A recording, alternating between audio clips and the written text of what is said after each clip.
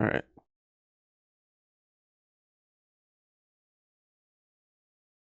We should just sit here in silence for 90 minutes. That's what I was thinking. We just kind of sit here for a little bit. Just bask in the ambiance. A nice change in opening scene from last week's utter disaster. It was going fine until that fucking Spider-Man ad. It was not. I was laughing through the entire thing.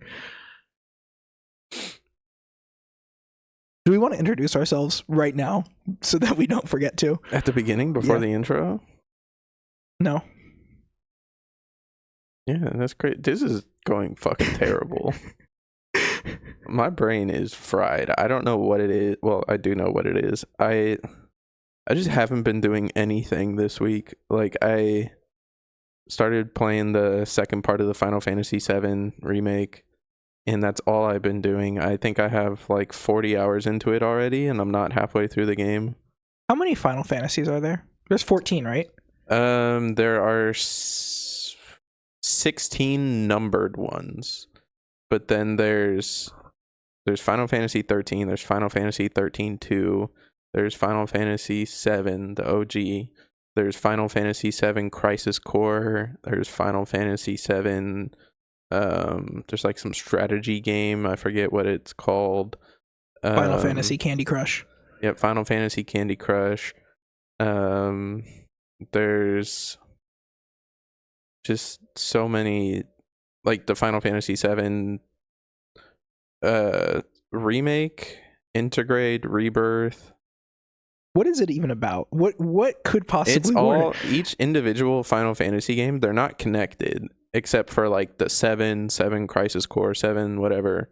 But it's all just like a different kind of, they're all just fantasy worlds pretty much, and they have common elements between them. Like the big thing between all of the games are like summons. So you got like Ifrit, who's like this kind of fire dude. You got Shiva, who's like a girl made of ice. Is it like Game of Thrones but video game? Number 15 kind of was. Is it just like medieval stuff? Medieval shit? Not always. No, okay. The most like medieval one I think was 16. And that one I just finished like 2 weeks ago. Okay. You've lost me on once there's more than a few. I'm just like, I don't know, man. There are so many. The game series has been going since like the mid-90s. What? I mean, would you count Mario as like a series? Because I mean, you know, like they're all connected, obviously the same characters, you know, but like is there one, like, is Mario a continuous story? Like, are they like, hey, remember back in 1984 when we were doing that thing and now we're racing go-karts? I think it's supposed to be like, it's supposed to be a continuous like timeline where all the games exist on that timeline, but it's not like you need to play this game in order to understand this, or we're going to reference stuff from Mario Kart 64 and Mario Kart Deluxe. Gotcha. So would Mario then be the longest running like continuous video game, or is I mean, because that's a good question. 16 numbered Final Fantasies plus however many named ones is, I think there's a lot. What is it called? It's like it's either Mario, Yakuza, or the Nier series. Because like there's Nier Automata, Nier version 1 point, and then like 16 numbers that I don't remember, but it's part of a different series that has something to do with dragons. Well, all of this has led up to the Minecraft movie. Oh my fucking god. I saw the Jennifer Coolidge thing. I don't know about that. I just saw like a clip of, I guess, a new trailer was out where it's like a chicken and fucking Aquaman's supposed to be fighting it, and then he's like, oh, it's just a chicken, and then a fucking baby zombie hops on it. I'm like, this looks fucking awful. See, this whole thing, Jack Black, it's gonna make so much money though. Oh no, it's gonna be the worst movie ever, and I'm incredibly sad because now there's a subplot of Jennifer Coolidge hitting a Minecraft villager with her car and falling in love with him, and it's like, okay, I understand what this movie was made for now. Like, why is there a car in Minecraft? It's in the real world. Oh. But that's okay. They're doing a fucking Mario movie thing? That's the whole, it's like, Jennifer Coolidge is a really respected actress, you know, like a serious actress. Like, she's funny, but like, she's a serious, you know, there's like Jack Black is not a serious actor. I'm sorry. Like, you know, he's done some roles. I honestly can't stand Jack Black. Like, nothing personally against him, but just like his acting style and the shit he's in. It's like the Adam Sandler, Jack Black style of acting, like the kooky, stupid Peter Griffin, Homer Simpson type of guy is just like so quintessentially like 2005. Yeah. Like, it's like, move on, dude. And it's like, I think Adam Sandler like kind of got that. Like, he understood the assignment because he did Uncut Gems in 2019. I mean, I've seen so many clips of that on TikTok, and it looks really good. I was Josh Safdie's muse when he was making Uncut Gems. Speaking of Uncut, I started getting into the intactivist side of the internet on my Instagram. The what? The intactivist. Is this like a circumcision thing? Yeah, like an anti-circumcision thing. Because I saw a video. It was like one of those 3D graphics, you know, not like a real person.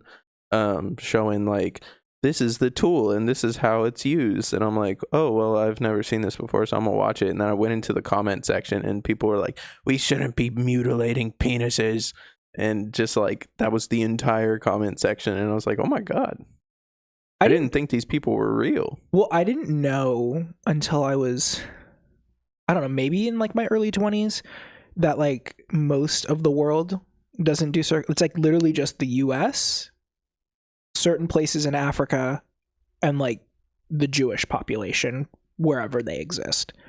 I think it's pretty big in the Middle East too. Is it? I think so. I don't know. We have to look it up and see like a map of like who's most cut and who's not. I mean, it was because the only reason I'm saying Middle East is because there's some country over there that I was reading. It was like a rite of passage, like when you became an adult, to get your foreskin cut off. I could see that.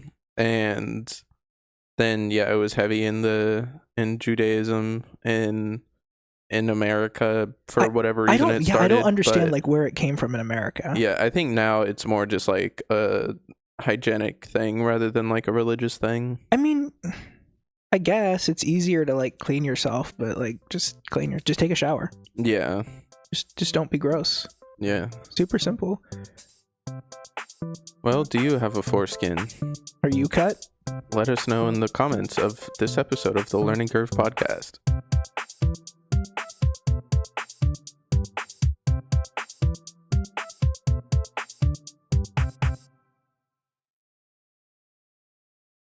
Are we introducing ourselves now? Yeah. Okay. I'm Cameron. I'm in my sleeper build fit. Your sleeper build fit? Yeah, my baggy shit. Okay. Normally I'm in like, I guess, are these shorts skimpy? Yeah. Are they? They're extremely tight too. They're not tight. I just have fucking big thighs and I'm sitting down. Sorry, I'm built. My name is Bodhi, aka Shrinky Dink, aka no foreskin. Well, same. Yeah, nice. Dude, you need those little fucking heating pouches. You know what I'm talking about? Yeah, the ones that you put in your pocket. Hands, I used to carry those with me in Reno. Yeah, they have electric ones now, I guess. Okay, you know how like people want like their dick sucked and you like put like an ice cube in your mouth beforehand so your mouth is cold? What? Yeah. What if someone wants cold hands?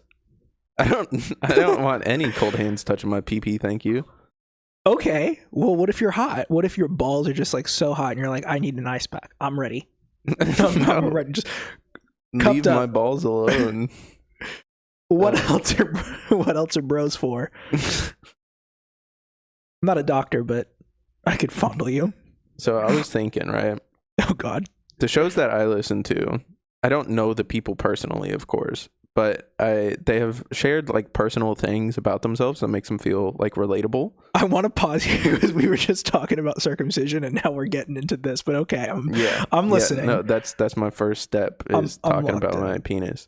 I have a bunch of questions pulled up. I Googled extremely personal questions to make people uncomfortable. You know what's really funny? I was thinking of doing like an episode of like what would you rather do in like really really like lose situations, but make it personal. So this is right in line with that. You said an episode of what would you rather do, or like what would you do? Like would you rather have this or that? Yeah. Would you rather's? Yeah. But I haven't thought of any yet. I'm just like it crossed my mind. So this is in line. We can look up that if we get through this real quick. No. Take our time. We'll do that. We'll do a full episode dedicated to that.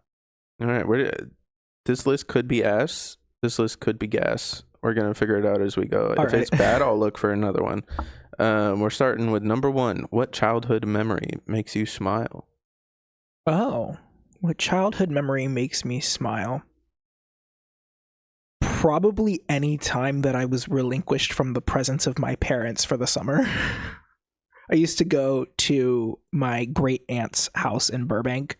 Mm-hmm. Like, I wouldn't say for the whole summer, but for like almost a month every summer. Was there any like specific reason, like your parents were going on vacation or some shit, or is just like no, like you explore the world? My great aunt used to babysit me when I was young, like when I was like little, and I always call her like my third grandma. She's basically my third grandma, and so she always loved to have me down there. I was like, her kids never had kids until I was like, I think like 10 or 11.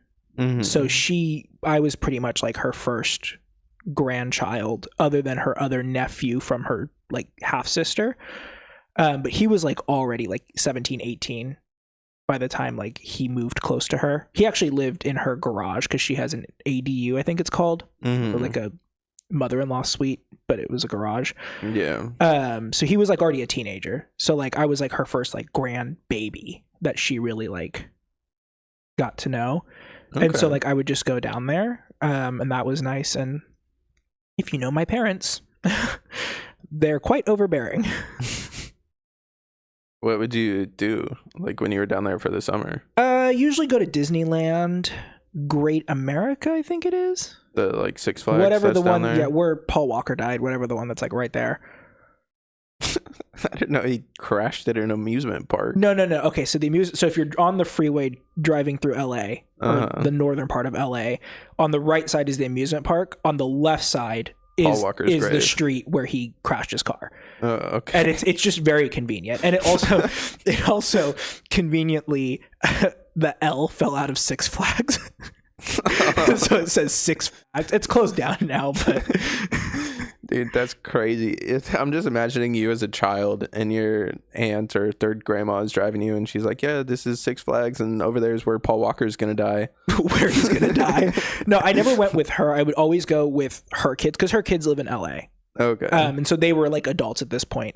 Mm-hmm. And so my cousin Brian, he's like a man child, so he would take me to go. Like respectfully, a man child. More excited to go. Like than he's an adult. He likes going to amusement parks. He liked to torture me on like roller coasters and shit, even though I didn't like it. Like we would go on the teacups at Disneyland, and he knows I get motion sickness, so he would literally spin them as fast as he could.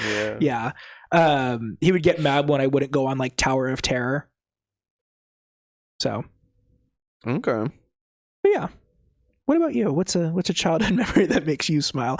There's probably not a lot. There isn't, and I'm struggling to remember anything about my childhood if I'm gonna keep it a buck. But the one thing I guess I have carried over. Have you ever had a repressed memory surface? Yeah. It's so crazy. Yeah, it wasn't a good one, I'll tell you that. I mean, I guess it's not if it's repressed. They're kind of all bad, right? Well, they have to be bad, but like the feeling of it is insanely traumatic. Yeah, like I remember I was at work when it happened, and I just instantly, like, I don't know what nothing like triggered it to come back, but it just like popped into my head, and I just like stopped walking in the middle of this hallway, and I started like laughing hysterically, and then somebody came out and they were like, oh, like what's going on? And I was like, nothing, I'm just dealing with some shit. So it's like the real life version of the Joker. I'm gonna become the Joker. No, I was golfing with my aunt, different aunt, my mom's sister, one time, and I don't know, we were gossiping. I think my mom was like in a pissy mood, and everyone was pissed off that my mom was in a pissy mood. Mm-hmm. And so like my aunt was, you know, bitching to me about my mom. And so she said something, like I said something about something, and she was like, oh, do you remember when your mom and dad did this when you were a kid? And I was like, no. And she was like, you were 11, you should remember this. And I was like, I don't actually. And she was like, ask anyone that was there, like these are the people that were there. And I started texting people and they're like, yeah, I remember that. And I was like, oh man, that's crazy. Yeah, if someone was ever like, oh, you remember this terrible thing that happened? And I would be like, no. And they tried to push me to remember it. I'd be like, no, stop. Thank you. She wasn't trying to push me Let's to keep it remember where it it. is. She, I think, was just like shocked that I didn't remember it because it was like so memorable to her. Mm. And I felt like Mason from Call of Duty for a minute. It's like, Get out of my head. the numbers. Reznov. So you have no happy memories? Well, the one thing I have carried over from my childhood, it's less a happy memory and something that makes me happy, I guess, is Kingdom Hearts 2. Okay. I played that so much as a kid. That was like my escape from like a lot of shit. And it was always something I could just like turn on and kind of just like block out everything else that was happening and just like get sucked into it, which is probably why I'm still obsessed with the game series today. Excuse me. Right into the mic. Right into the microphone. No. But yeah, that's honestly about it, because I was trying to think the whole time you were talking and I was like, I don't really know. I don't know. I think video games, like I think even the worst video games as a kid, like you look back and you say, this is objectively a shitty video game. It's good because like the same aunt that I went golfing with, she is like the cool aunt. Mm-hmm. Like she goes skydiving She and like shit. gave you cigarettes and shit. Honestly, if she knew for a fact that my mom wouldn't find out, she probably would have. She had a cat named Kung Pao. Like the chicken? Yeah. Okay. He was very mean. He did not like people. Oh. But she used to have like she still does. She has I think like a PS5 now, but she always had like, you know, the newest video games. Like she's very much like and mind you, she's 60 now. Like she's very much like she's the cool aunt. She's like the definition of you don't age when you're not problematic kind of thing. Because you wouldn't look at her and think that she's 60. You'd look at her and think maybe like 40, 45. But she used to have a PS2. She had a PlayStation and then she got a PS2 when it came out. And she had this Pac-Man game. And it wasn't Pac-Man. Yeah, it was Pac-Man World. Where you Pac-Man could like World walk around. 2. He had like fucking legs and arms. Yes. Yeah. I played that so much as a kid. Looking back, awful game. Like you know, prototype. You know, it's like the first Shrek movie where it's just like, what is this animation? The first Shrek movie was good. And No, I will it was also say all Pac-Man World 2 was also good. Hot take. Everything except the fourth Shrek movie was good. And even the fourth Shrek movie had its moments, but I don't think I've seen anything past the third one. But I just saw they announced the fifth one, and the animation on it just looks fucking atrocious. Granted, it's in like alpha or whatever the fuck they call it for movies. They also redid the animation because it's so okay. We're getting off topic, but there's a Puss in Boots movie that came out called The Last Wish. So that looked fucking crazy. I haven't seen it yet. They confirmed it's the same animation.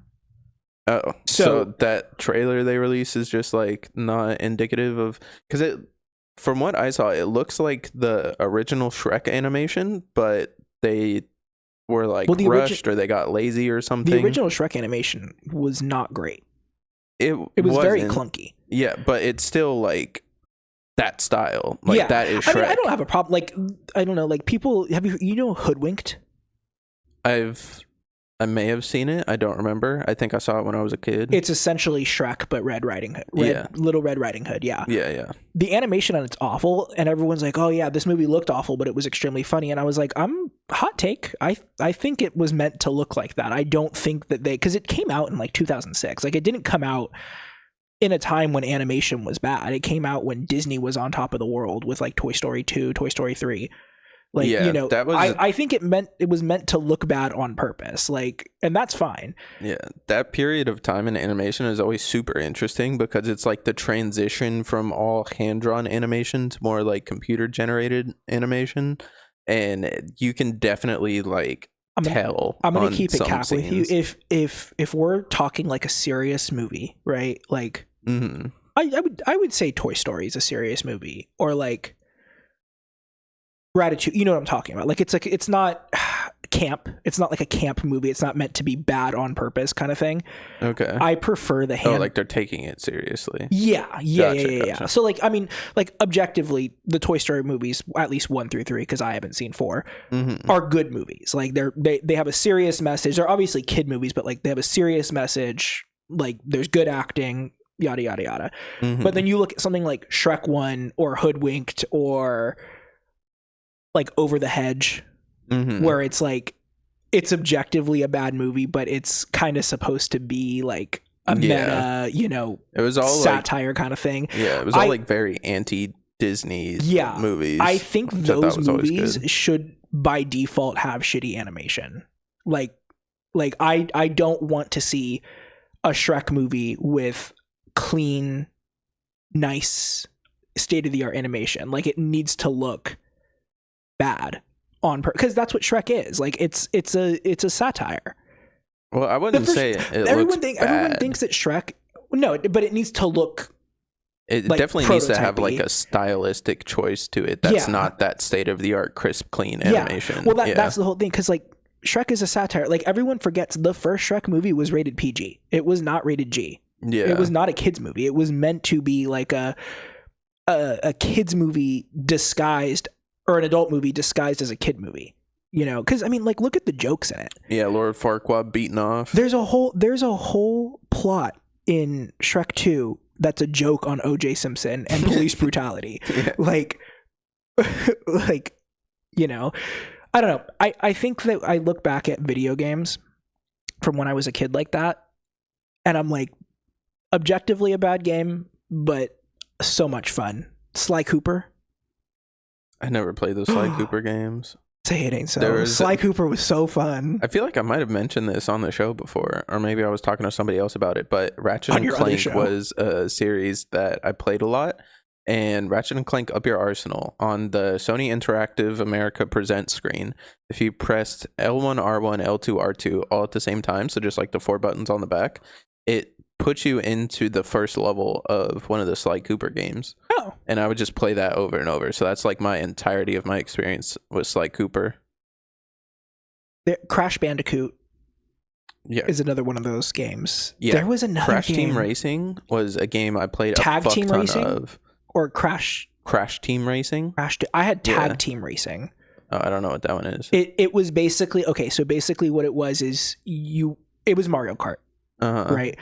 And you would pick your character, and then you would drive, right? And then you could like select an ally, and your cars would like, in the middle of the race, transformers together to make like a fucking, what is the Jetfire Optimus Prime? Jet Prime? Yeah. Like fucking mashed up thing, and it would like, you could have 2 characters that you're controlling, and like you could shoot people. Oh, okay. Like it was really fun. They kind of did that with the Mario Kart on the GameCube. It was called Double Dash. You would have one person like driving and one person throwing the items in the back. I remember I was not allowed to play video games that much. I had a GameCube. I wasn't allowed to play like a lot growing up. Like I had Mario Party 4, Madden 08 for some reason. I was really good at Madden 08. And if you want to know why, it's because I played as the Chargers. And the Chargers were really good in 08, but they didn't win the Super Bowl. What else did I have on? I think that's it. Oh, no. I had this Batman game called Batman Rise of Sinsu. Rise of Sinsu? Yeah. It was a very racist villain that they just made up for this game, who was basically like a samurai, and he had like the stereotypical fucking like, you know, bald head, but ponytail on the back and, you know, whatever. And it was just a spin-off from the TV show. Interesting. Yeah. But yeah, Crash Team Racing is a game that I played a fuck ton of a kid. I would go over to Josh's house and we would play that shit for like hours and hours and hours. It was on the PlayStation 1, I believe.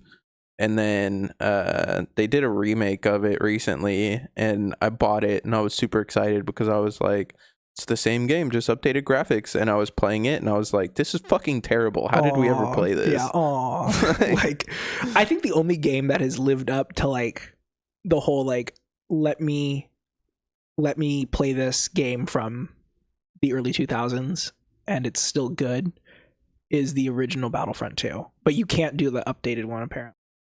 Is what is it? Like The re-release. It was a re-release. Yeah, it wasn't bad. like a remake or a remaster or anything. Yeah. You got to do the original one on like the PlayStation 2. Yeah, that was a letdown.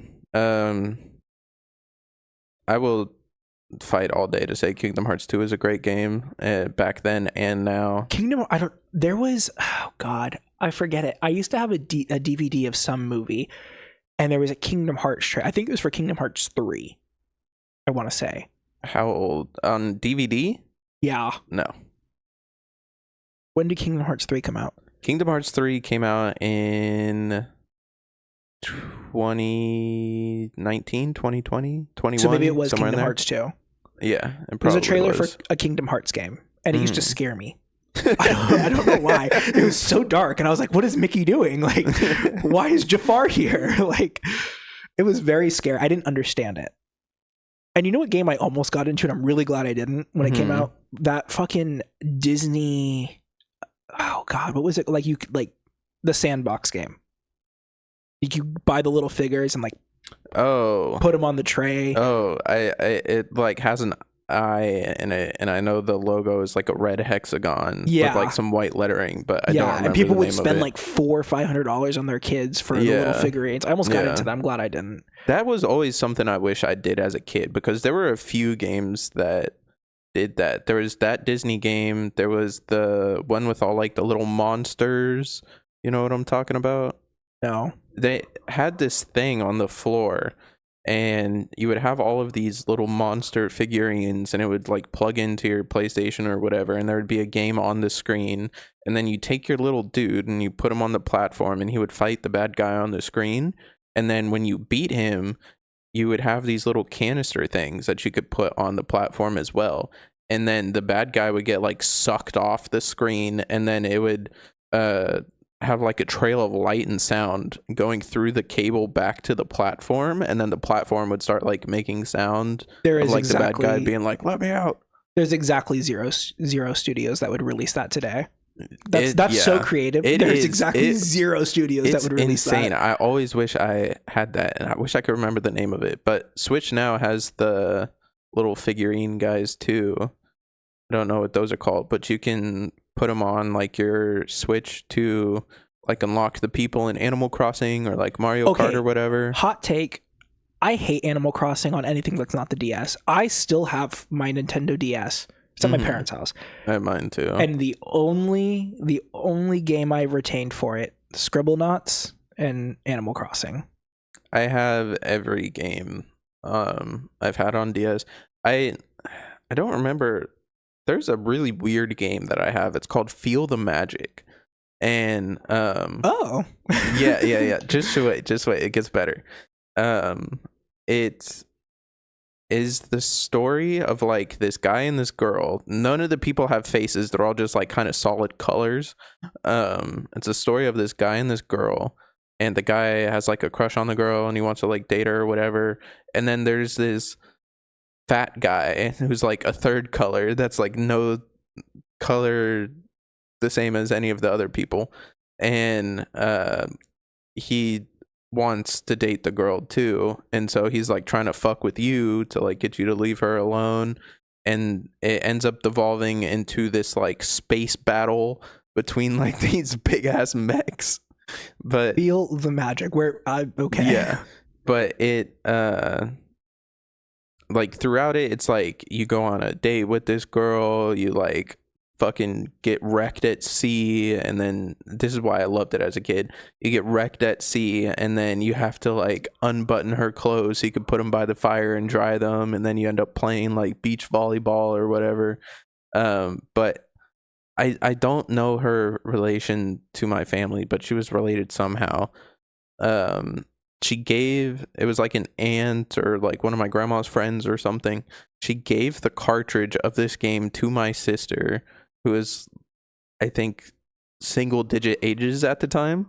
And then she was playing it, and I was like, "Oh, what's that?" And she's like, "I don't know, I don't like it. You can have it." And then so that's one of the games that I have. You liked the game because you got to undress a girl. I liked the game because I got to undress a girl and hold her hand while we walked through a garden of flowers. Mormon aura farming. Okay, what's our next question? Next question. What drives you to get up every morning? Oh God. This one's a lot easier for me to answer. What drives me to get up every morning? Yeah. I mean, if we're being real honest here, nothing really. If I don't get up, I'll feel sick. Okay. I get morning sickness a lot. I don't know why. You pregnant? You know, I was thinking, I was like, am I defied all the odds? I meant to text my sister-in-law because she's like the person that I know in most recent memory that has been pregnant. You were actually going to text somebody and I was going to text you got pregnant. I was going to text her and ask her, like, what did you do for morning sickness? Because I woke up on Wednesday and I literally threw up like 5 times. Hell yeah. Like in the span of, I woke up at 4, threw up, went to the gym, came home, threw up again, like just kept throwing up. Like it was so bad. And I like messaged my boss and I was like, I'm working from home, so I'm not going to call out because that's stupid, but like don't expect me to do much today because I'm fighting for my life. And I was just nauseous like all day on Wednesday. I wasn't sick. I didn't have a fever. I don't know. So it's like if I just lay in bed, I get sick. Okay. For me, super simple. Money. I don't want to be homeless. I have cats and a person I need to take care of, so I gotta get up and go to work. Yeah. Except for yesterday. Yesterday I woke up and I was like, I just don't want to go to work. You cough? Yeah. Nice. I also didn't sleep like at all because I was like laying in bed and then I just couldn't fall asleep. I took my melatonin like normal and I just wasn't sleeping. And then one of my cats threw up in the hallway after me laying in bed for like an hour. So I had to get up and clean that. And then there was just a bunch of noise and like other shit happening. And then eventually I did fall asleep. I woke up when my alarm went off and I was just like, not going. Don't feel like it. Speaking of melatonin, on Wednesday night, I was still feeling nauseous. So I was like, I'm just going to take some type of nighttime medication to just get me to sleep. Because I feel like if I lay down, I'm going to have like the spins. So I dug through my drawers in the bathroom and I found Theraflu, I think it's called. It's like a little powder. You put it into like water. And it was nighttime. I looked at it. It was like, 1,000 milligrams of acetaminophen. And I was like, sounds great. Whatever helps me fucking sleep, right? I took it. I had hallucinations in my dream. I don't remember my dreams that often. And when I do dream, I don't really dream about people that I know. Like dream science will tell you, you can't dream of, like, you can't make up a person. You have to dream of someone that you've seen before, but you cannot physically like make up someone that doesn't exist, if that makes sense. I was like having vivid hallucinations of every single person that I knew in my dreams. Like it was so intense. Like, what was I doing? I don't remember what you were doing. All I know is that Sean told me I woke up screaming. So there was just so much going on. And it was like, have you seen that video on Twitter where it's like the video of like the room and like it starts to move and then like water comes in and it's like, this is what it's like to have ADHD. No, it's like an AI video. It's so fucking awful, but that's what it felt like. It just felt like nothing. Like, wait, does Twitter AI think ADHD is the fear of drowning? No, like, no. Okay, so like the room? So it was like walking through. It's like walking through like a cluttered room, and then like the window opens and like water comes in, and then it like transitions into another room. Like it's like there's only like 1 or 2 frames for each like room that you're in. And it's just like a constantly changing scene. Okay. But that's what it felt like. It just felt like a surreal like thing where like just so much was happening and I was just like, I don't know. I told you about the time that I accidentally drugged myself on acetaminophen, right? No. So it was when I had COVID and I was here. I was in my room. I was taking NyQuil and I think I had COVID like around this time of year. So like pollen was starting to get super bad and I was starting to have allergies to like the pollen at the same time. Like a couple days before I got COVID, I started taking allergy medicine daily and I got COVID. I took my normal allergy medicine and when I woke up in the morning, I wasn't feeling like that bad, but I took a test and it was positive. And then throughout the day, I started feeling worse and worse and worse. And I just wanted to sleep and like get through it. So I took some NyQuil, which also has acetaminophen in it. And I essentially double dosed myself on that. and when I was laying in bed, I couldn't sleep because my pillow was talking to me.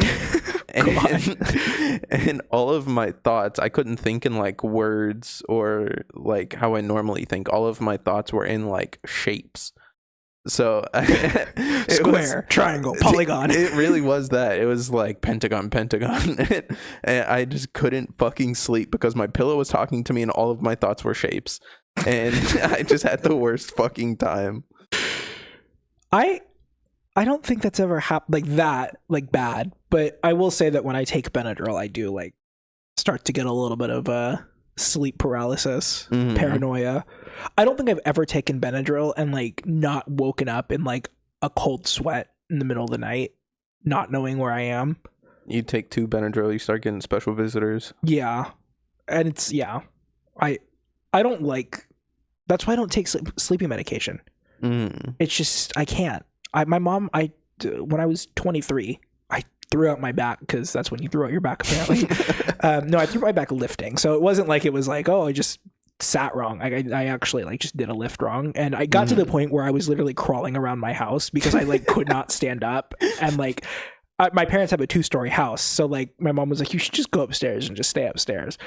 And so she came like, get out of our sight, cripple. Pretty much. She treated me like FDR. So she comes upstairs and she was like, do you want a muscle relaxer? And I was like, I've never taken one before. And she was like, well, I have one, let me give you one. Just give you a Vicodin? I don't know what it was. It could have been, but she gave me half of a muscle relaxer because I was like, I'm scared. She gives it to me. I slept for 16 hours straight and like remembered every second of my dream for like 2 or 3 months. For 16 hours, I was just being tortured. Like, not actually tortured, but like the dream was just so bad that it was like bad boring or like nightmare? Like nightmares for like 16 hours straight. And so I like woke up and I was like, no one thought to check on me because you gave me this was at like 4 p.m. I was like, you gave me a muscle relaxer at 4 p.m. It's now like 10 a.m. the next day. No one thought to check on me to like see what's going on. And she was like, no, you're fine. I was like, I don't think so. My back feels better, but I don't think like mentally I'm built to sleep for 16 hours on a muscle relaxer and not wake up. I didn't wake up to go pee, didn't wake up for a glass of water, just 16 hours straight. Yeah, that's crazy. If someone's sick, I can see like giving them some medicine and being like, oh yeah, they're out. But just throwing out your back and just like being gone for most of a day, I would be like, I slept for 25 hours straight one time. God damn. Yeah. Okay. So it was I get 6 and I'm like lucky. No. Okay. I had a good reason though. So it was senior year of high school and it was finals week. So on top of all that, and I had pneumonia. Was this the time you passed out in the shower? Yes. Yes, it was.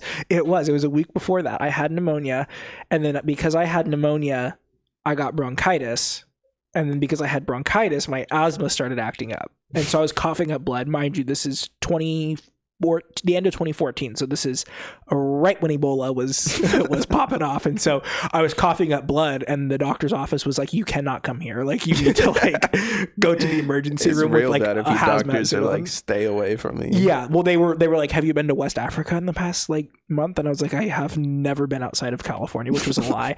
But I didn't have Ebola, but the lining of my throat was so raw from coughing that I had that. And so it got to the point where I was like, I might have to like miss my finals. And so I powered through. I think I just downed like a whole bottle of Dayquil, like just powered through, popped some lozenges in, went to school sick, took my finals, came home because it was a minimum day. It was like 12:31. Went to sleep and did not wake up until the next day, nighttime. So I woke up, this whole thing, I woke up at like 7 p.m. And I was like, oh, so 5-hour nap. No. It was Saturday. It was Saturday when I woke up. And I like came downstairs and I was like, I just woke up. And my mom was like, oh, did you take a nap? And I was like, no, what? I haven't gone seen for a whole day. I haven't seen you since like, yesterday. Oh. And she was like, oh, I just thought you were just staying upstairs. Like, I didn't know that, like, and I was like, you didn't think that, like, it was weird that I didn't come down to get, like, a drink of water or like some soup or some ramen or anything. And she was like, no, I genuinely thought you were just upstairs sick. And I was like, cool, I could have been dead. Like, and this wasn't on any medicine at all besides like the Dayquil. Like I didn't take like sleeping med. I just passed out 25 hours. He slipped into a coma real quick. Didn't even wake up once either. If I did wake up, I didn't like fully wake up because I don't remember like, you know, whatever. So, yeah, 25 hours. And then I fainted in the shower, which was fun. So, next question. Next question.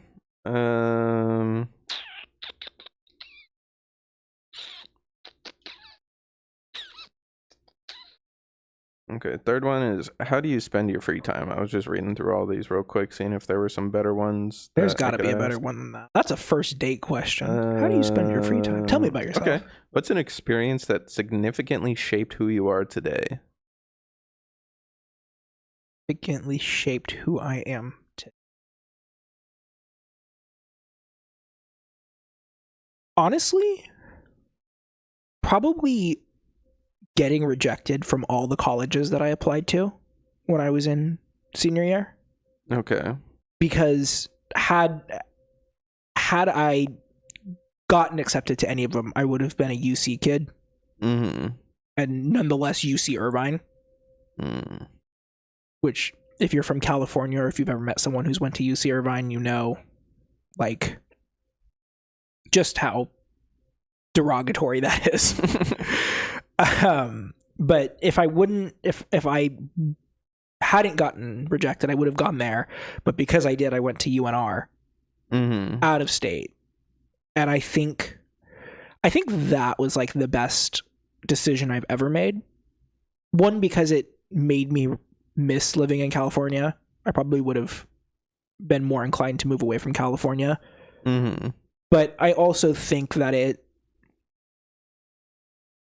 it just probably, I probably would have ended up like a lawyer or something if I would have went to UC Irvine.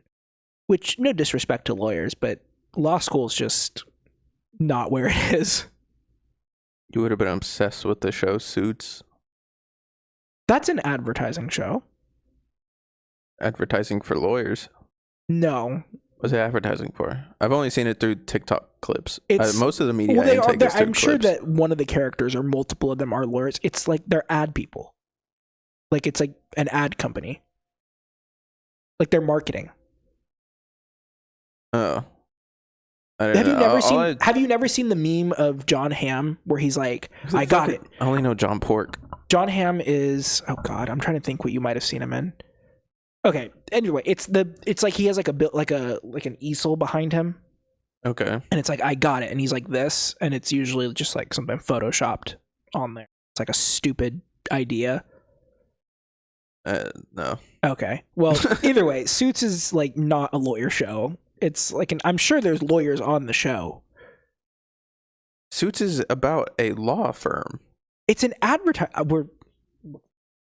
looking it up. The whole like crux of the show is one of the guys is like lying that he went to Harvard Law School.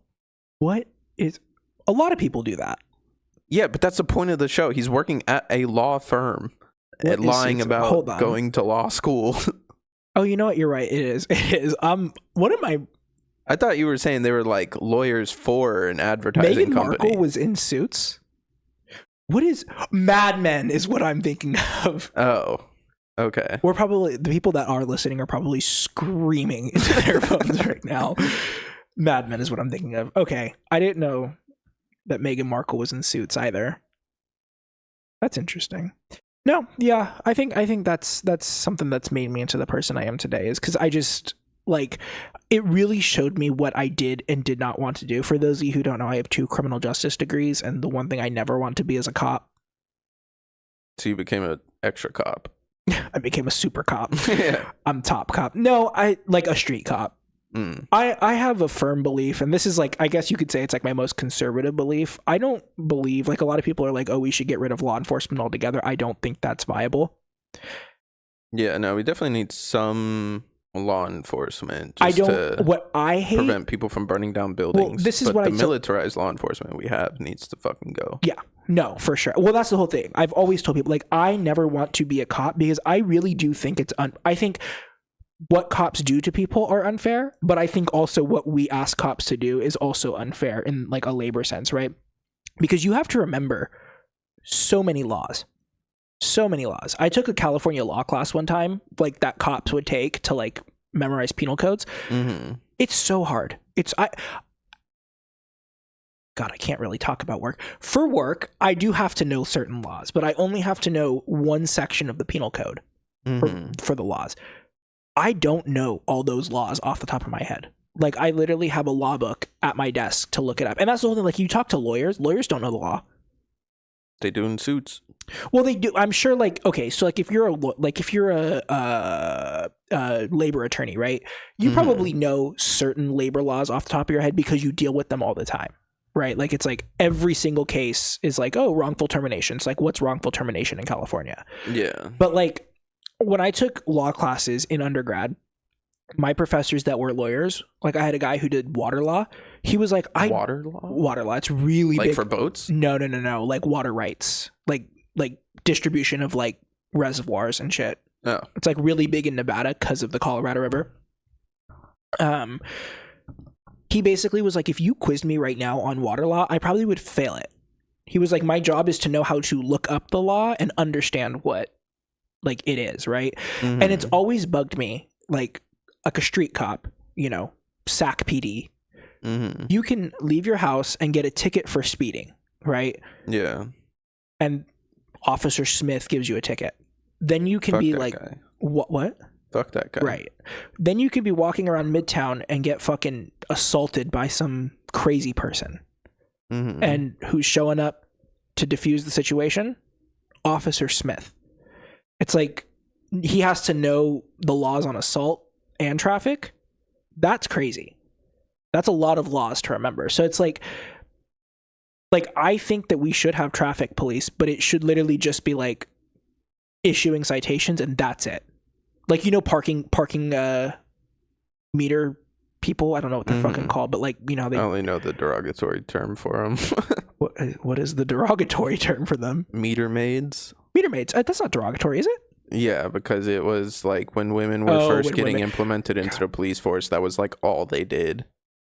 And so it's kind of saying like women can only check parking meters. That's crazy because most of the revenue probably comes from that. So they were really pulling in like, you're not, you know. Yeah.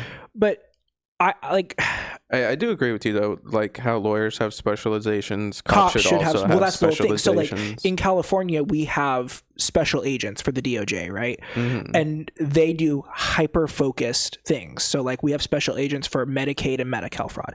Perfect, because that's their job. Like they only have to know fraud in the context of medication or of like medical stuff. They're not doing fraud in the sense of banking. They're not investigating rapes. They're not investigating murder. They are investigating fraud, and that is it. It helps them, one, not abuse people because they're only responding once a crime has happened versus trying to find a crime, because that's like the first thing they teach you in the police academy is like how to find a crime. And like that's what I don't think should be done during traffic stops is like, you know, the whole like, oh, I smell weed, and it's like, no, you don't. Yeah, because that's probable cause. Like that's a reasonable suspicion. Like that's literally like that's all a cop has to say is like, oh, I smell weed or I smelled alcohol. Now I can pull you out your car and search your car. Like that's I don't need a warrant at that point. Like they just have to lie and say that, and you can't really refute that in court. And so it's like I don't think that level of law enforcement should be that prevalent, but I also think that like there has to be preventative measures in place. Like social, there's a whole episode we could do on this, but the TLDR is that there's this thing called social disorganization, which just basically says when people's community, however you want to define that, like their immediate household, their friends, their family, their socioeconomic status, whatever you want to define a community as, is like disorganized, they are more strained and likely to engage in crime. Like, yeah, you know, if you're, you know, someone who just has a high school degree and you're making minimum wage, you're more likely to engage in crime if it's profitable for you. It's a risk versus reward kind of thing, right? So it's like, that's not like, that has to also be addressed too in order to prevent crime. And if we take the money that we're funneling into militarizing the police and put it towards programs like that, then we only need the police to respond. Because the whole thing is like, the common argument is like, oh, what about the rapists and the murderers? Like, oh, okay, abolish prisons. Okay, sure. But what about the rapists and the murderers? And it's like, well, what about them? We really don't do much about it now. Yeah. Kevin Spacey's walking around. Yeah. Like, what do we, like, we don't, I think it's like, I've said it before on the show, I think, but it's like, of all the rapes, 50% are not reported. Of the ones that are reported, it just keeps going down by like half or like a third each time, down to like reported, investigated, arrested, prosecuted, convicted. It just keeps going down, and it ends up like 2% of all like sexual assaults or like lead to a conviction, right? And it's like, even then, like, just like in very rare circumstances, I think, does just throwing someone away from society really actually solve an issue. Mm-hmm. And it goes back to like, why do people think that they can just assault people? You know, and that's the whole thing. So like, my most conservative viewpoint, I guess, is that we do need law enforcement, but that's just the surface level of the opinion. There's so much more that needs to happen to actually do it. But yeah, if I would have gone to UC Irvine, I probably would have been a cop or a fucking lawyer, which I'm not, and I would never be either. All right. So the question was, what's an experience that significantly shaped who you are today? Okay. Sorry. We started going into theory about policing. Sorry. I go on a tangent. What experience has shaped you today? Coincidentally, probably also going to UNR. Yeah. Because when I got there, it made me realize that I did not know what I wanted to do, and I knew I didn't want to go to college anymore because it was just like super expensive and I couldn't afford it, and I had to pay for everything myself. Yeah. And so I was just like, okay, I don't want to do this. And then I realized I didn't know what to do at all. I tried going to a couple other like local community colleges because it was cheaper, but I still just didn't know what I wanted to do. And just taking the GEs was driving me fucking insane because it was like shit I did in middle school. And I was just like, this is fucking boring me. I'm tired of this. And so I ended up getting a job and started working. And then I feel like that kind of shaped me to have the mentality of I'll just do it myself type shit, or I just work for what I want to have, right? Instead of I don't really know what I'm trying to say, but not going to school, which I feel like I'm doing okay. I think it can gave definitely you like a direction. Yeah, it like kind of like motivated me to work harder. Process and, of elimination. Yeah. Well, it's so fucked up that we have like convinced multiple generations of kids that like they need to go to college. Yeah. Like, well, I mean, it worked back in the day. Well, like, that's because in the 50s, 60s, when shit was cheap. Because, well, it was cheap because we taxed people correctly back in the 50s and 60s. That's the whole thing, is like, it pisses me the fuck off when people are like, because back in the 50s and 60s, you could say, I'm just going to go get a minimum wage job. Yeah, and that minimum wage job would probably allow you to, it probably wouldn't allow you to like raise like a large family, but you could probably like go get like, you have like a kid and a dog and own a house and a car on a minimum wage, one car, right? Yeah. And you would be able to have a single family house because women weren't allowed to work. Yeah. But like, imagine that now, if that was still the case, where a lot of times both parents or both people in the house work, right? Mm-hmm. It's like, that's how it was back in the 50s and 60s. Like, my dad didn't go to college. Well, my mom went to college, but I think she only got her associate's degree, so she doesn't have like a bachelor's. Mm-hmm. And then my dad never went to college. My dad just had a job. Mm-hmm. And like that job, and this was in the early 2000s, like that job paid enough for him to buy a house. Yeah. Granted, our house was, I think, I want to say it was just a little over 200, but it's a 3-bedroom, 2-bathroom house. Mm-hmm. That house is now valued probably at over 600,000. It's probably like, it's because it's now a Bay Area tangent. And so it's like, you know, that was just a thing. And so it's like, I hate the notion that like, oh, you have to go to college, because it's like that notion back in the 50s and 60s was, hey, if you want an obscene amount of money, because I don't think it's it might be a hot take, but like, I don't think that paying people more for quote unquote more serious jobs is a bad thing. Like, I don't disagree that like a neurosurgeon should be earning more than a Starbucks barista. Yeah. Like, that's a life, like as a Starbucks barista, it's not necessarily life and death. I mean, like, there's like nut allergies and stuff, but that's not like common, you know. But like a neurosurgeon, that's life and death. Like, you know, you're operating on someone's brain. You could really fuck something up. So I do think that you making $700,000, $800,000 a year as a surgeon is perfectly reasonable. I think that a CEO even, right? Like the CEO of Target, right? I think them earning close to $1 million is fine, because it's as a CEO, you're working 24 hours a day. You probably have to be, I doubt they're actually working, but like, you know, you have to deal with a lot of bullshit. But that doesn't mean that like the cashiers should not be paid a livable wage. And that's like where it like went all wrong, is like, we started saying like, okay, go to college to get a higher paying job. And that gave businesses the go ahead to say, well, then we're going to require that if you want the higher paying wages.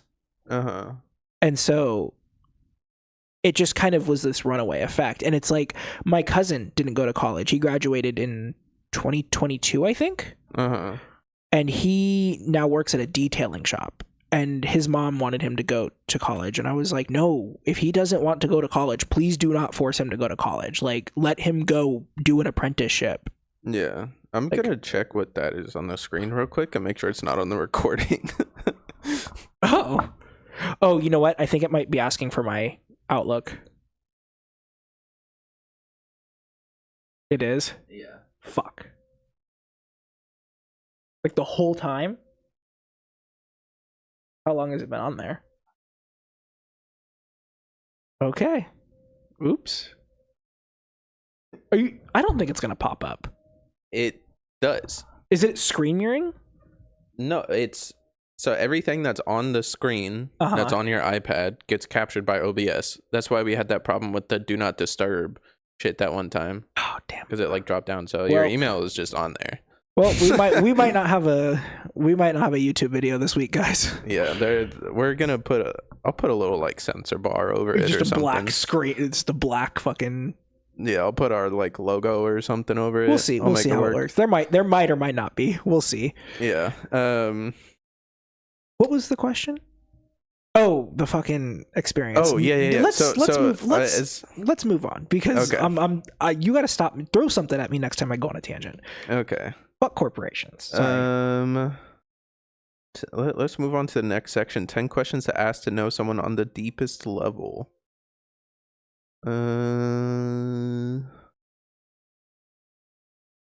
These ones all kind of suck. These are like interview questions. I don't like these.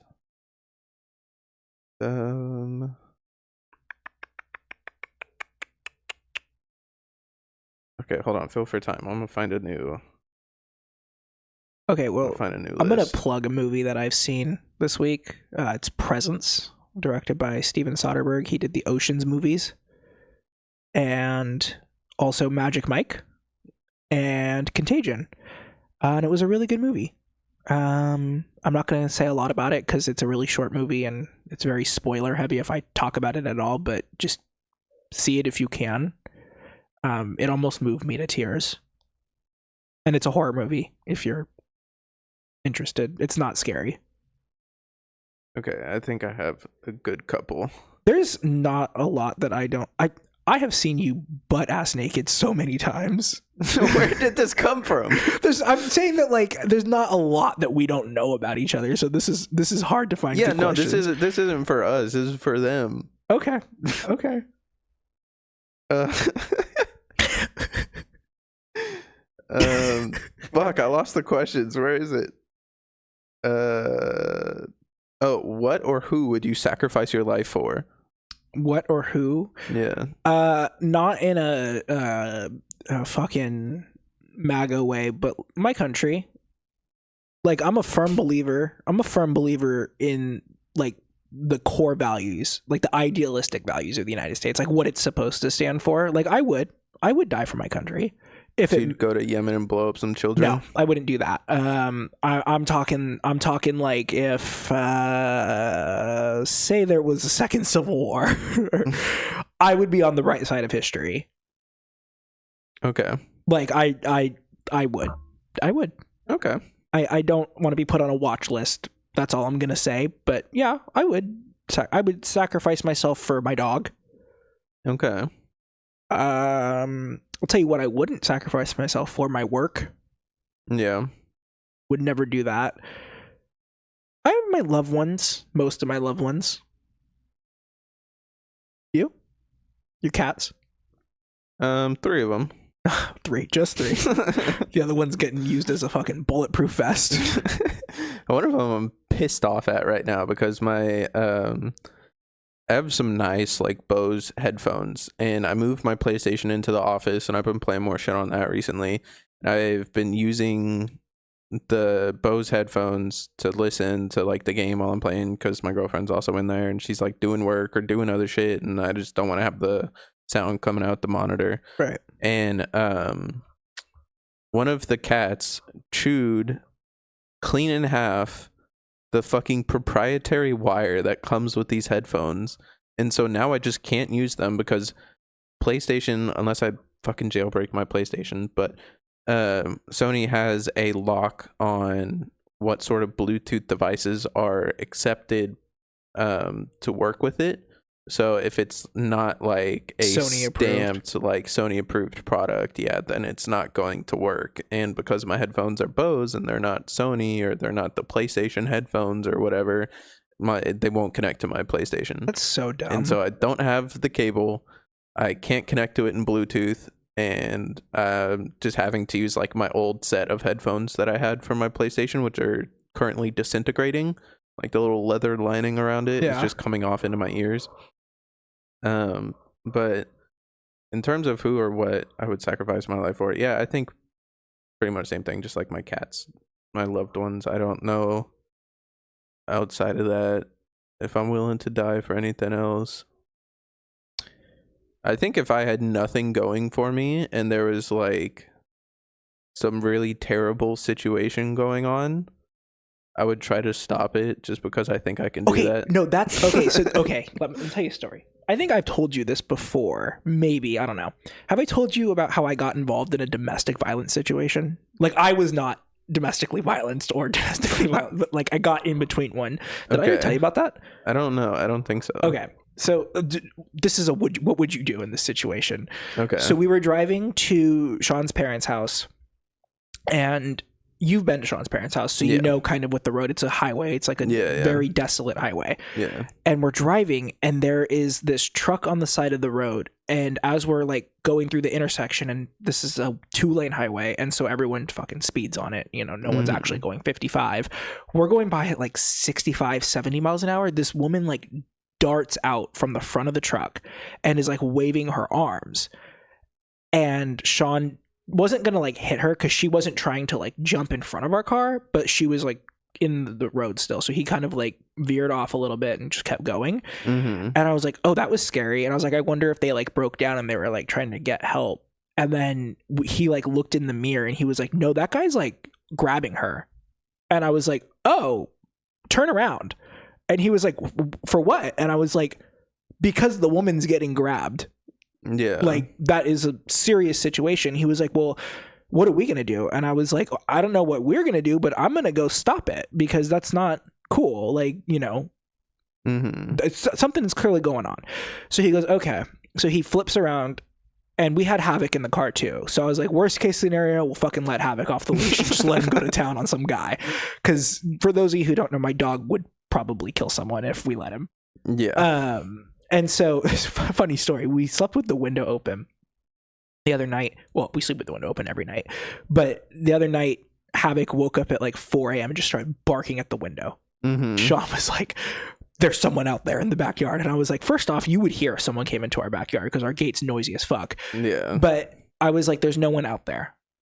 I was like, the blinds, so we keep the blinds open facing up so we can see out, but if you look in, you have to look up at the ceiling. Yeah. And so I was like, there's no one out there. And I was like, and if someone is breaking into this house, they got to go through Havoc. And I'm not entirely convinced that a single bullet would take him down. I think you'd probably have to unload a full clip. I'm not like, I have seen him bash his head into some really hard things and just keep going. He does have like a titanium skull. Yeah. I think unless you get him in like the paw, and even if you got him in the paw, he'd probably still go. You'd probably have to really like immobilize him to get him to stop. And I don't think a headshot's going to do it. So I was like, if someone's breaking in, they got to go through him. And that's between them and God at that point. Cause I'm not getting in between that. But anyway, so we pull over and we like flip a U-ey and we go back. And the guy is like shoving the girl into the car. And I was like, oh, fuck, this is a kidnapping. Like, I'm literally witnessing a kidnapping. So I go, okay, I'm going to get out and go stop this. And Sean was like, well, what if you get hurt? And I was like, oh, then I fucking die. Like, if he was like, well, what if the guy has a gun or a knife or something? And I was like, if I get hurt and I'm on the ground dying or dead, drive away. Like, I don't know what you want me to do. Like at that point, like that's not going to change me from, getting hurt. It's not going to reverse the bullet out of my body. And so I was like, I'm going to get out. You call 911, tell them where we are. We're right at an intersection. So it's very easy to say, where this is. Mm-hmm. And so he's like, okay. So I get out and the guy's like shoving her in the back of the car. And they like clearly don't speak English. They only speak Spanish. And so I like walk up and I'm like, hey, like, well, I didn't know that at first, but I was like, hey, like, what's going on?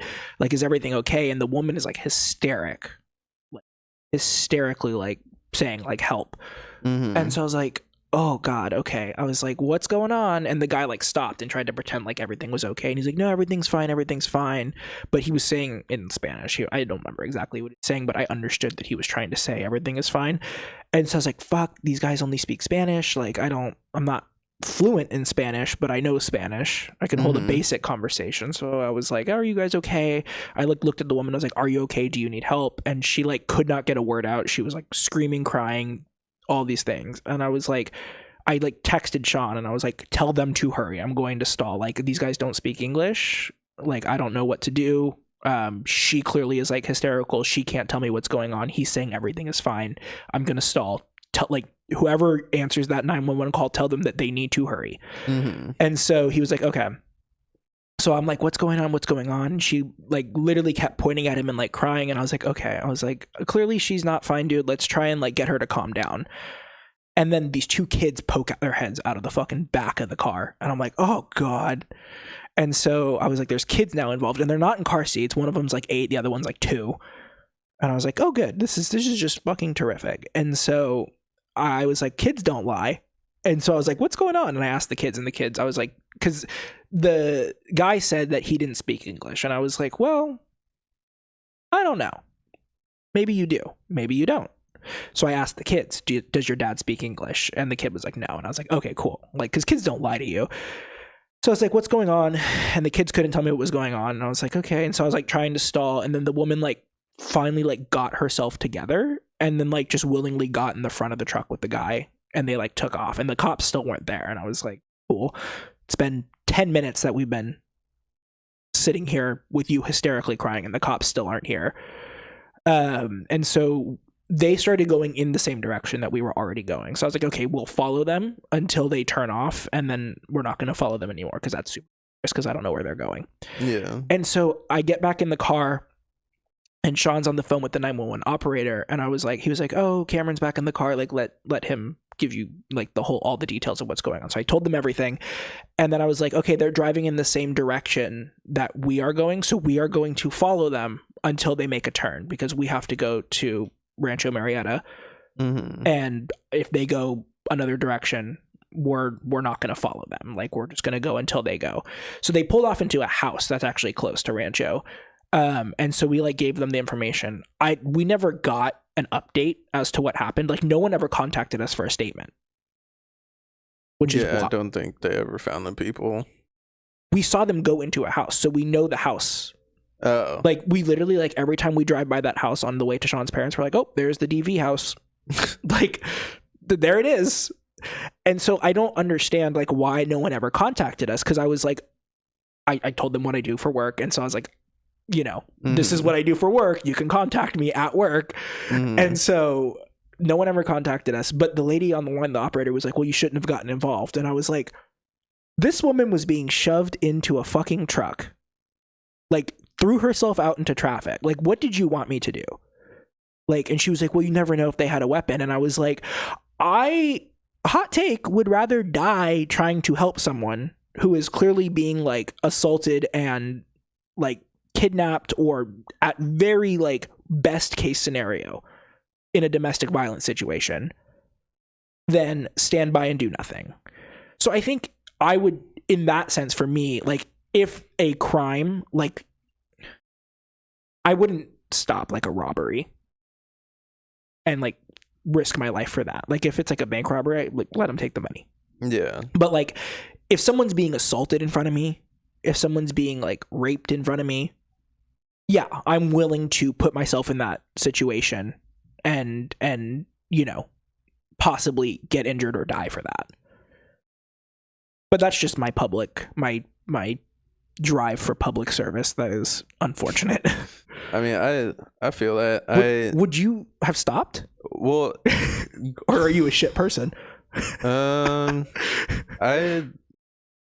I don't know what I would have done in that situation. I will say there is one situation where I was in, not like to the same extent where there was like visible something's wrong, but when I worked security at Target, we were escorting this guy out of the store, and there was this girl that was standing by the bathroom, like waiting for her mom or something. She was maybe like 6-7 years old. Always sex trafficking. And the guy like walked up to the girl and he started talking to her, and he started being like, oh, hey, how's it going? My name is this. My name is that. Like, what are you doing? Just like, right in front of you guys? Yeah.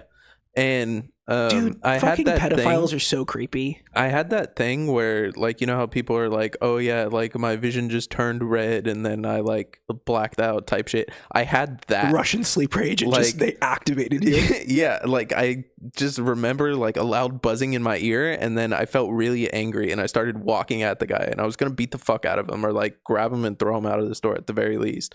But then my boss at the time, he like grabbed me because he could see like the look in my eyes that I was gonna fucking murder him, and then he like pulled me back, and then he went up and he like told the guy to fuck off. But yeah, so I think I have that drive to do something, but that's the only type of situation I've been in where I've like had that. I'm not trying to like downplay that particular situation, but like the situation where like a domestic violences are actually, I think, like the deadliest for police and civilians. Yeah. For responses. It's scary. Like I can't quite describe the feeling of like what I felt. Like it was like I was like there was a lot of adrenaline. But it's like it's fight or flight, but you have both at the same time. Like you're like sitting there like I shouldn't be here, I need to go, but you're also like I'm ready. Like I could throw a punch that kills someone, kind of like ready. Like it's so weird. When I can talk about this. I'm fine talking about this. When I was an undergrad, I did an internship with parole and probation in Nevada, and it was literally just you are going to be a parole and probation officer, but you don't get guns. Like you don't get anything that could hurt someone. So you don't get like a baton, you don't get a gun, you don't get a taser, you don't get cuffs because you can't legally arrest someone. But like you'll get a belt, and that belt will have like a medical kit in it and a walkie-talkie and everything. You'll get a vest, and you do everything a probation officer does. You're just going to sit next to a probation officer, and like they were going to explain what they do to you, and you're just going to help them do that all day. And so we had to do home visits, obviously. and they threw me right on the sex registrant team.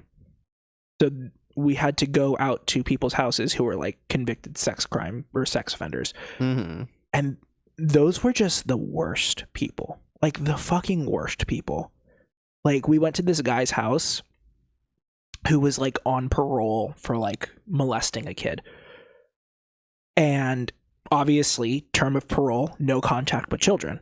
Yeah. And so we're like searching the guy's house and we find a teddy bear with like it's like one of those ones you buy at the store. It was around Valentine's Day. So it's like what you buy. It's like a teddy bear and it has like a box of chocolates. Holding a heart or something. Yeah, it was holding a heart, but the heart was like a box of chocolates.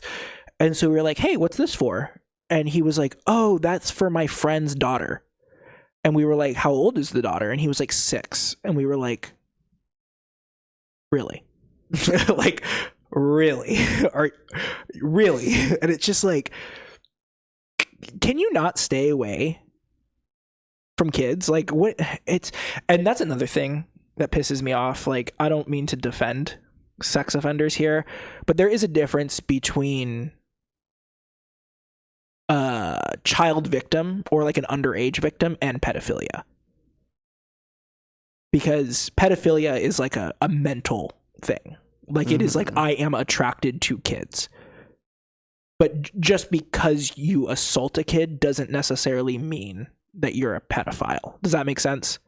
No, I think it does. No. Because why would you assault a child if you're not a pedophile? Because it's a power thing.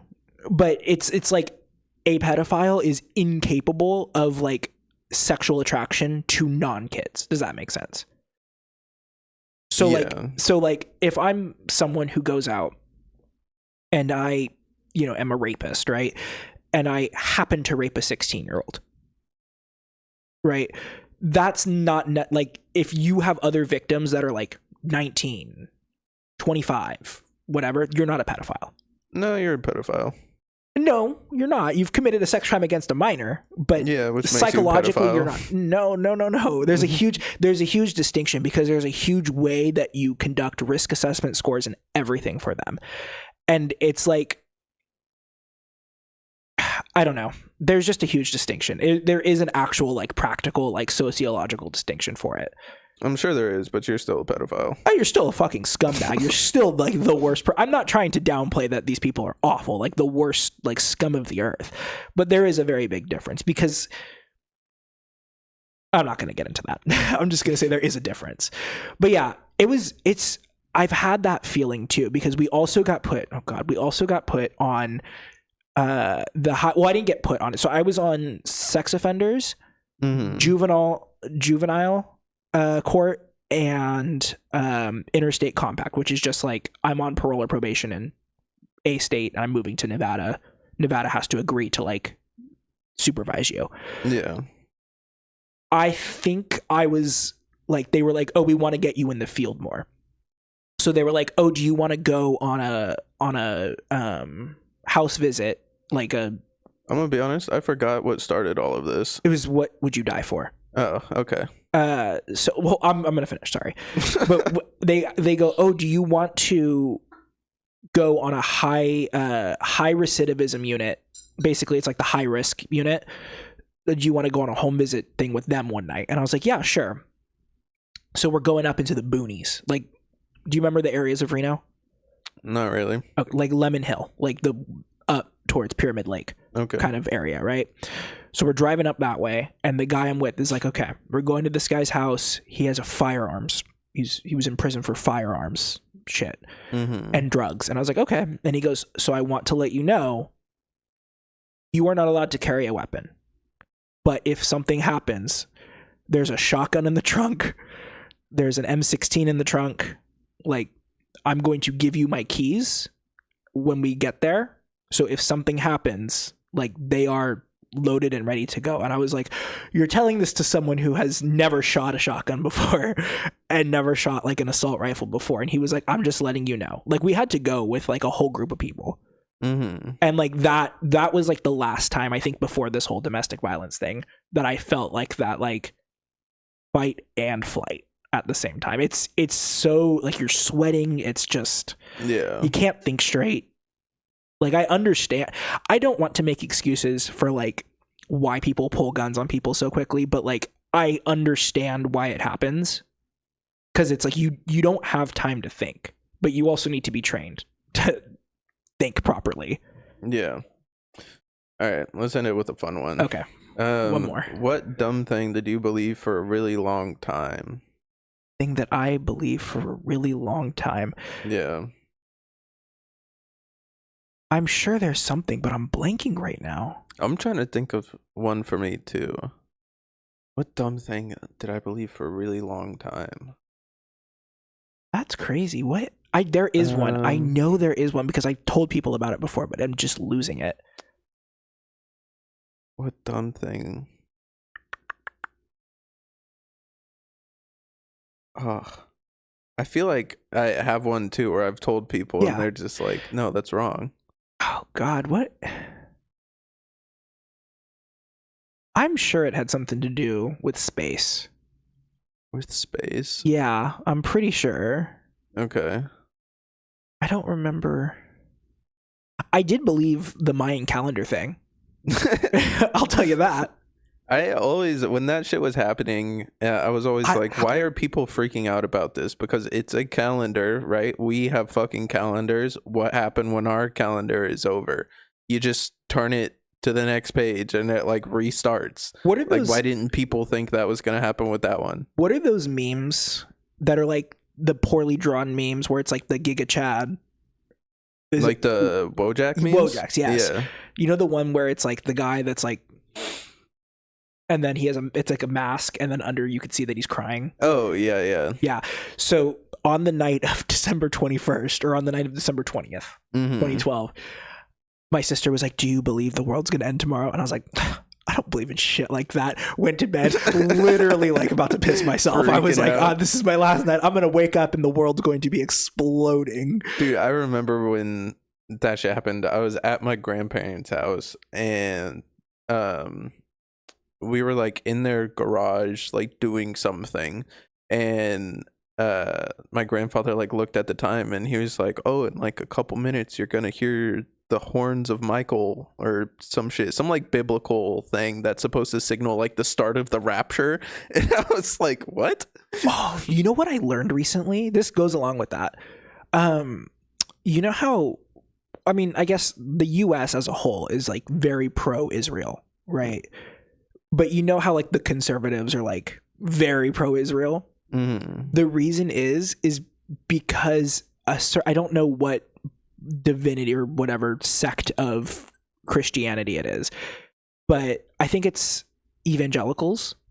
They believe, this is misinformation, I guarantee you it's not evangelicals. I'm going to be so wrong. I'm going to look it up and it's going to be Protestants. But I think it's the evangelicals. They believe in the rapture, right? They believe in like the end all, the second coming of Christ. The reason that they're so like pro-Israel is because they believe that the Jews have to be herded into Israel so that they can be killed first in the rapture. I'm pretty sure that is the evangelicals. We're supporting you so that we can herd you into this little area and fucking slaughter you later on. And like the state of Israel and like all the Jewish people that live there are like, sounds good to me. Yeah, that is like, the evangelicals, I'm pretty sure. Another dumb thing I think I believed was conservatism. I wouldn't say I was like conservative when I was in high school, but I definitely wasn't as hashtag woke as I am now. Yeah, I was definitely raised pretty conservative until I started, going outside and talking to people outside of my house. Well, okay. And then I was like, okay, maybe I'm just wrong about all of this. I mean, you know how like conservatives are fucking racist, right? Like they're just dumb. And it's like they use talking points that make them try to seem not racist, but it is racist. Like the whole like, oh, we don't need the Civil Rights Amendment anymore because everyone is equal. Like there's not racism anymore. Like I'm sure there's one instances, but like the government is not segregating us. I wouldn't believe in, I not to that extent, but like that's something that like I would have been like, oh, that makes sense, I guess. Like, yeah, like there is no racism. Like I have black friends, I have Mexican friends, I have Asian friends, I have Middle Eastern friends. I live in California. We're so diverse here. Like there's not like I did not understand the concept. Like, I understood what racism was, but I did not understand that it still was like super pervasive until I was like maybe 14, 15. Yeah. Well, I mean, you're a kid at that time. I don't really expect you to have a good understanding on shit like racism I was and also like how pervasive it is. I was also very pro yes on Prop 8 when I was growing up. What is Prop 8? That was the one back in, I think, like the mid 2000s to reaffirm that marriage in California is for one man and one woman. That's crazy. Was my biggest op back in the day. But yeah, I was very pro military when I was in. I'm not like anti-military now. Like, I understand like why the military exists. I'm anti-imperialism. Mm-hmm. But like I would make like the dumb argument of like, why don't we have a military appreciation month, knowing that it is full well the whole month of November. Like yeah. So I guess like that's something stupid that I used to believe in. I honestly cannot pull like a single fucking example. Oh, I mean, it's not something I believed in, but what is it? Woody Harrelson and Woody Allen, I thought were the same person for the longest time. An anti-vaxxer. And is Woody Allen, before I make this comment, is Woody Allen the guy who, let's see, I'm just going to Google Woody Allen allegations. I know Woody Harrelson is the one that like was a bad person. Woody Allen is the one that played in Zombieland. No, wrong. Reversed. Woody Harrelson is Zombieland. Oh, shit. Okay, yeah. See, I can't fucking. I don't know. I'm just bad at okay. Yeah, Woody figuring Allen. them out. Oh, Woody Allen is the guy who married his stepdaughter, who he raised like from a very young age. That's crazy. That's a pedophile. I know there's some kind of allegations against him. Yeah. And Armie Hammer, of all people, did an interview, and someone asked like, "Oh, would you work with Woody Allen?" And he was like, let me think about it. And it's like, that's the easiest like no ever. Like, just say no. Like, if you're trying to repair that is a softball answer or question to like get you to repair your image. Like, would you work with Roman Polanski? I don't know who that is. You don't know who Roman Polanski is? No. He's a pedophile. Oh, okay. He's a pedophile. Yeah, he's a filmmaker. He's just a piece of shit. He's one of those. Have you ever seen that meme of the Grim Reaper doing the fucking claw machine? No. You've never seen that? No. Oh, my favorite meme. It's always like when like a celebrity would die, people would post it, and it would be like, "Oh, Robin Williams is fucking Henry Kissinger in here." Oh. Like, it's like he's that level of like people wish like he's a very bad person. Roman Polanski was actually involved in the Manson shit. Interesting. Not like with on the side of the Mansons. He was up there with like what's her name, Sharon Tate, and everything. Like, they were all like neighbors and stuff back in the day.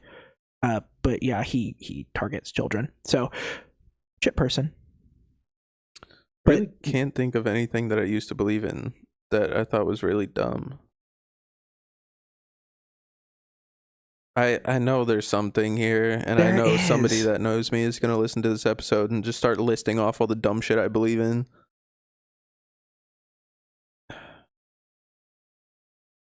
I used to believe a lot of stuff that people would tell me. I mean, I think I was really gullible as a kid. I mean, when I was growing up, and honestly still holding on to a little part of it, like superpowers and like those type of abilities that like there's just a weird gene in your body that switches, and then suddenly you can like summon a sword to your hand whenever you want. Nothing's impossible. I feel like that could still happen. Nothing's impossible. Yeah. You never know. And just blast yourself with gamma radiation and see what happens. Yeah. Or the whole like we're living inside a computer type shit. Oh, that I really used to believe in. Yeah. I used to believe that like my actions were not my own. Yeah. I wouldn't say that I was like convinced, but I was like, yeah, that makes sense. Mm-hmm. Like, because I would like look at shit and be like, oh, 9/11 happened. That's not great. Like, that must be like people trying to see how like we would react to like 9/11 or like. You thought 9/11 was programmed in? Well, yeah, stuff like 9/11 or like war, even just war in general. Like it never clicked with me. Like people would be like, oh, we're like, when the Iraq war happened, I was like, I don't understand why we're at war. And my dad was like, oh, we're fighting terrorism, which is a lie. But I was like, okay, well, have they just tried not doing terrorism? Like I tried to like logic my way out of war as like a 6-year-old. Like that doesn't make sense. Why would you want to kill people? Like,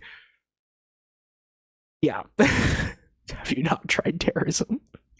I used to believe that if you had like a scratched like CD or DVD or something, that you could just rub it with water and it would fix it. I thought it was Windex. I think the actual thing you're supposed to use is toothpaste. Yep. Yeah. But doesn't work. Used to believe that I could just wipe the scratches away. How old were you when you stopped believing in Santa Claus? I don't remember. I know I was young, like still single digit age. Really? But yeah. I think I was like, because I could like recognize the handwriting of my parents. The thing that really got me is I think my parents, and I think they still have it, I think when I was young, they bought a like magnum supply of wrapping paper that only was used by Santa. And it was the same wrapping paper every year. It was Justice League. And so every year that was the only presents I got that was from Santa, was the Justice League wrapping paper. And to this day, I still get presents in that. And I was like, there's no way they're making this wrapping paper every year. Santa still has this wrapping paper. It's really fun. It was really, really great because my sister's 6 years younger than me. So when I was like, I want to say I was like 10 or 11 when I stopped believing in Santa. You fucking dropped the bomb on her? No, never dropped the bomb on her. I got coal in my stocking one year. Like, actually? Yeah. That's hilarious. It's because I got a referral. It was in 3rd grade. I got a referral in school, and I forged my mom and dad's signature on it because I didn't want to tell them that I got a referral. And you can imagine about how good it looked as a 3rd grader. And so my mom and dad gave me coal in my stocking that year. That's so funny. Yeah, I still have it. My mom still has it. She puts it out every year on the fireplace. This is Cameron's coal? No, literally in a little bowl with a note from Santa. But the nice thing is that because I stopped believing in Santa at 10 or 11, my sister at that point was 5. So to keep up the ruse, I kept getting gifts from Santa until she stopped believing in Santa. And even now we still get gifts from Santa. It just says from Santa, and it's just my dogs. My parents just being like, oh, this is Santa, and the dogs are Santa. Yeah. Like, we still get stocking stuff. That's crazy. I never got coal. I wasn't a bad kid. I was a very timid kid. Like, I was very much like we can't be doing this, guys. You have to apologize. Like, I know I got in trouble for a lot of shit. I don't even know if it was like legitimately in trouble or just my parents being psychopaths. I remember one year on Christmas Eve, my dad choke slammed me, and then I like what the fuck is it? It's like you pick someone up and like slam them. Yeah, but I hooked his leg when he was bringing me down, and Were I you took guys, him like, down play with me. fighting? No, he was pissed off. Oh, that's abuse. Yeah, but I took him down with me, and we like rolled around for a little bit, and then we stopped, and he was like, ugh, and then he just walked away. I think he was mad I took him down with me, but I never got coal. That's crazy. Yeah. I think coal's a little bit better than getting abused. I don't know. It's like, my parents never hit me. Like, they never hit. I think my dad spanked me once when I was, and it's because